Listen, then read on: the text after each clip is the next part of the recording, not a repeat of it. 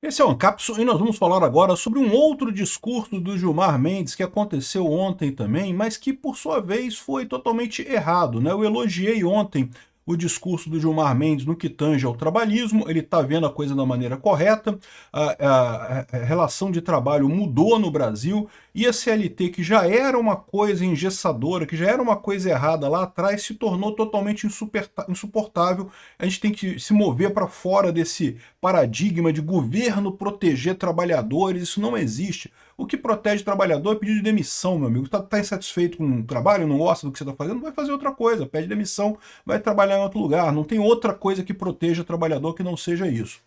Mas eu elogiei ele nesse aspecto, mas ele teve uma outra coisa que ele falou ontem também que é absurda e totalmente sem sentido, e me deixa com medo.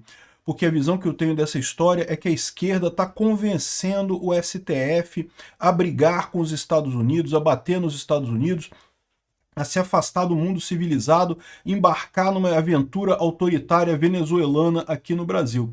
E existe a chance deles conseguirem convencer o STF a fazer isso, tá? A brigar totalmente com os Estados Unidos, cortar relações com os Estados Unidos e ferrar o Brasil completamente, vai jogar o Brasil para trás muitas décadas no final das contas. Vamos entender esse caso aqui, o discurso do Alexandre de Moraes contra o monopólio das empresas GAFA americanas, né? GAFA é Google, Amazon, Facebook e Apple, que dominam a infraestrutura de rede mundial e que ele acha que não, que temos que criar alternativas brasileiras, e eu vou explicar para vocês o porquê que isso é um erro absurdo e, mais do que isso, extremamente prejudicial. Essa notícia foi sugerida por Todes Minha Roles, Fraldão Geriátrico do STF e várias outras pessoas. Obrigado aí ao pessoal que sugeriu notícias lá no nosso site, no visãolibertaria.com, e obrigado a você que está assistindo o nosso vídeo. Se você gosta do nosso conteúdo, por favor, deixe o seu like e se inscreva aqui no canal, né?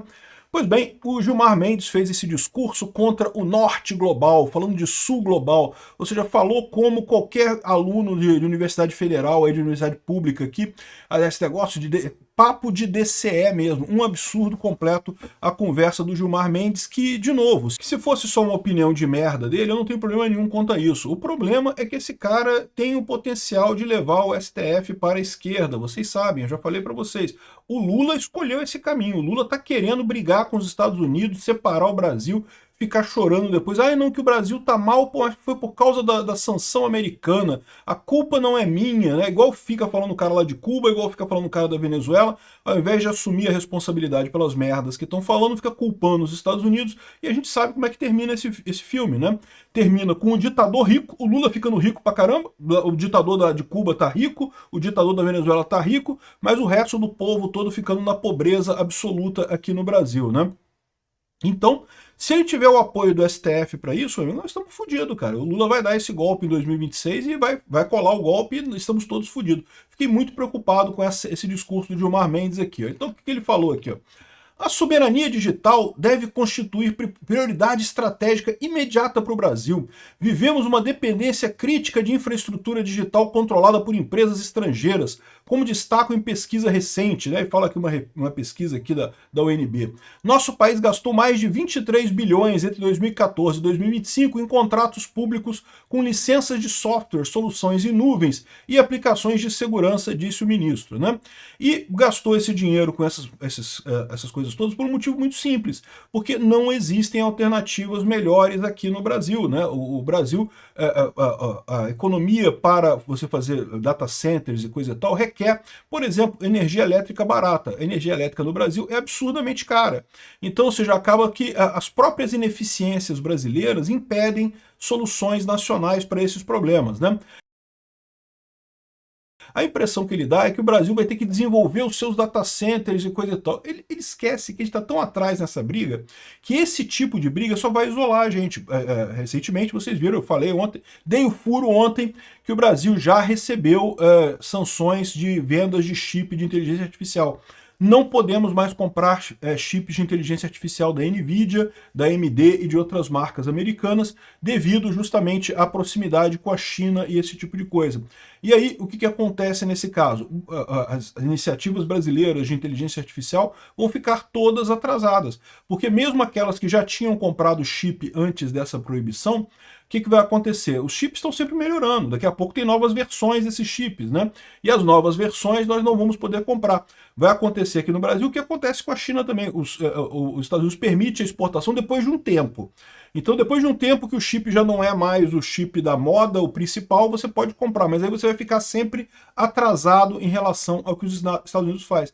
Então, repara o problema aqui. Vamos supor que o Brasil decida que quer porque quer fazer um data center brasileiro. E aí os Estados Unidos viram e falam, beleza, eu não vou vender chip para você não.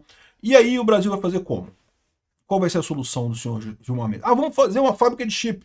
Pois é, olha a Ceitec como é que está aqui no Brasil, a dificuldade que tem para o Brasil fazer a Ceitec. Diga-se de passagem, produzir chip é um negócio complicado pra caramba. Até lá nos Estados Unidos, a TSMC, que está produzindo chips, que produz lá em Taiwan, e que está tentando produzir lá nos Estados Unidos, está tendo uma série de dificuldades por conta de um monte de coisa, né? Produtos que não tem disponíveis no mercado americano, questões de pureza de água, né? A fabricação de chips gasta muita água, que requer uma água com uma pureza grande. Enfim, a gente está atrás dessa história. Você querer punir todas as outras atividades brasileiras para tentar fazer... A impressão que dá aqui é que o Gilmar Mendes quer uma nova lei da informática no Brasil. Não vamos botar importação para criar, desenvolver a nossa indústria nacional. E o pior dessa história toda é que ele aplica esse mesmo princípio para as redes sociais. Então ele fala aqui, não, porque são as 4 Big Techs que configuram uma dependência tecnológica que transcende questões econômicas. Foda-se se a nossa economia vai sofrer. Temos que fazer isso de qualquer jeito. O que ele está dizendo aqui com transcende questões econômicas. Criando riscos à segurança nacional através da exposição de dados estratégicos a jurisdições estrangeiras e algoritmos opacos. Ou seja, ele está comprando 100% o discurso do sul global, do pessoal da esquerda que quer isolar o Brasil, criar um país de merda isolado do Ocidente, porque acha que isso vai proteger a elite vai ser protegida. E o pior é que nem isso vai conseguir, né? Nem conseguir proteger a elite eles vão conseguir, vão só conseguir quebrar a economia brasileira. Porque a ilusão dessa questão de rede social é justamente a questão do efeito network, né? Veja, por que o YouTube tem tanto sucesso aqui no Brasil? Por que tanta gente assiste vídeo no YouTube e coisa e tal? Porque tem um monte de bons criadores no YouTube, né? E por que os criadores querem criar? Por que tem tantos criadores de coisas para o YouTube? Porque se você botar as coisas no YouTube, vai ter gente vendo o seu conteúdo. Então é aquele dilema do, né? Como é que era o biscoito que tinha Tostines, né? Tostines é bom porque é mais fresquinho, é mais fresquinho porque é bom. É uma coisa assim, eu não lembro como é que é o negócio, não. Você cria um efeito que uma coisa depende da outra. Todo mundo quer entrar na rede social do YouTube porque tem mais gente ali e as pessoas entram mais na rede social ali porque tem mais conteúdo produzido ali. Então você cria um incentivo que é o chamado efeito network. Existem outras redes similares ao YouTube, tem o Rumble, tem o BitChute. O Brasil poderia criar o BRTube, a YouTube Braz, né, para criar os vídeos, não tem nada que impeça, é só criar, né? Assim, não existe nenhum tipo de tecnologia totalmente alien para criar esse tipo de coisa, né? Precisa de investimento, tá? Pode parecer muito simples para você que está vendo esse vídeo, né? Você receber esse vídeo de forma lisa, né? Com clicar e ver o vídeo, coisa e tal. Mas você pode ver que não é fácil você ter uma infraestrutura para isso não, tá? Tem que ter milhares de terabytes de armazenamento em vários locais, com otimizações de link e compressão de vídeo, enfim, tem toda uma infraestrutura por trás do YouTube que não é trivial, que é cara, tá? Então, o Brasil, mas tirando isso, como ele fala aqui, não é uma questão de dinheiro, transcende questões econômicas. Vamos botar dinheiro e criar YouTube Braz, ou Facebook Braz, Instagram Braz e não sei o que lá, uma rede social controlada por brasileiros.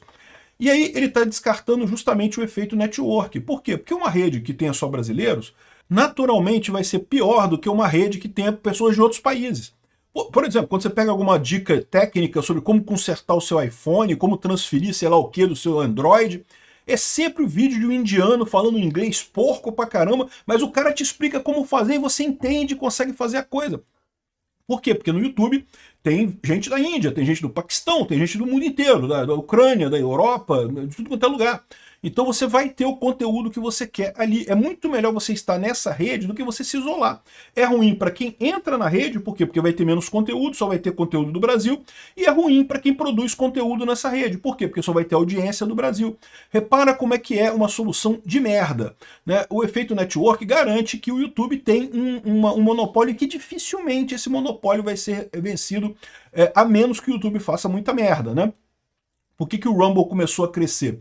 Porque o YouTube começou a banir um monte de canais por besteira. Veja, banir canais por coisas que realmente são sérias, ok, ninguém reclama. Mas a impressão que deu, principalmente na época da pandemia, é que qualquer crítica o cara ia lá e bania o canal. O que o pessoal fez? Criou o Rumble. E o Rumble cresceu bastante, né? Tem bastante audiência no Rumble também. Eu cheguei a fazer vídeos no Rumble e tinha uma boa audiência meus vídeos no Rumble. Cheguei a ganhar dinheiro com o Rumble também.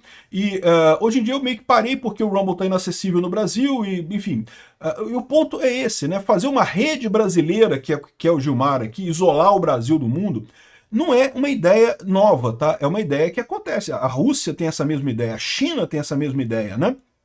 Mas o problema é que são ideias de jirico, né? A coisa na Rússia é uma ideia de jirico, tanto que está falindo as empresas lá na Rússia. Por quê? Porque a economia russa ficou fechada, está tudo quebrando por lá. A China tem esse negócio também de proibir empresas internacionais na China, que só pode as empresas chinesas e não sei o que lá. E o que acaba acontecendo? As empresas chinesas são uma porcaria e mesmo assim muitos chineses acabam acessando as plataformas fora da China. O pessoal tem a ideia de que a China consegue sucesso com o firewall dela. Repare que o que o Gilmar Mendes está falando aqui é exatamente isso. Ele quer um modelo China, ele quer isolar o Brasil dos Estados Unidos para criar aqui o YouTube brasileiro e coisa e tal. Isso é uma ideia de jirico, é uma ideia que vai jogar o Brasil no atraso por muitos e muitos anos.